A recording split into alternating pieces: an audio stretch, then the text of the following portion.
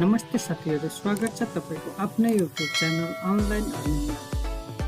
यदि तपाई हाम्रो च्यानलमा नयाँ हुनुहुन्छ भने च्यानललाई सब्स्क्राइब गरी बेल आइकनलाई दबाउन नबिर्सनुहोला।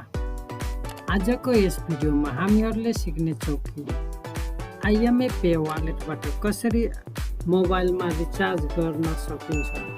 यसको लागि सबभन्दा पहिला हामीहरुले IME पे को ड्याशबोर्डमा जानुपर्ने हुन्छ।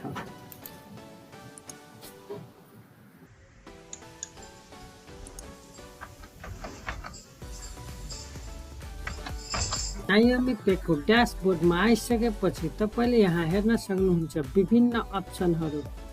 यी अप्सनहरु मध्ये फोन रिचार्जमा हामीहरुले क्लिक गर्नुपर्ने हुन्छ। फोन रिचार्जमा क्लिक गरिसकेपछि यहाँ तपाईले जुन मोबाइलमा रिचार्ज गर्नुपर्ने हो त्यो मोबाइलको नम्बर यहाँ इन्टर गर्नुपर्ने हुन्छ।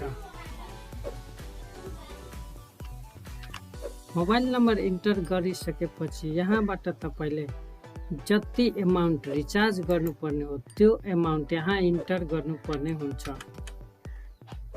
त्यसपछि यहाँ आफ्नो IME पे वालेटको 4 डिजिटको पिन नम्बर यहाँ इन्टर गर्नुपर्ने हुन्छ।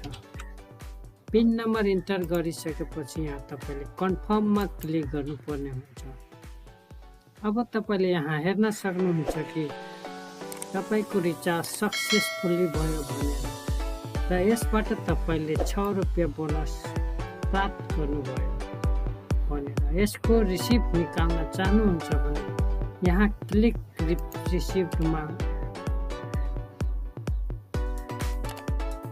यहाँ क्लिक रिसिप्टबाट तपाईले यसको रिसिप्ट निकाल्न सक्नुहुन्छ र यसलाई प्रिन्ट पनि गर्न सक्नुहुन्छ वा चाह्यो भने यसलाई इमेलमा पनि तपाईले सेन्ड गर्न सक्नुहुन्छ वा PDF को रूपमा पनि राख्न सक्नुहुन्छ। यसरी साथीहरु सजिलैसँग IME पे वालेटको माध्यमबाट NTC सेल, स्मार्ट सेल र डिटेल जस्ता मोबाइलहरुमा सजिलैसँग रिचार्ज गर्न सक्छ।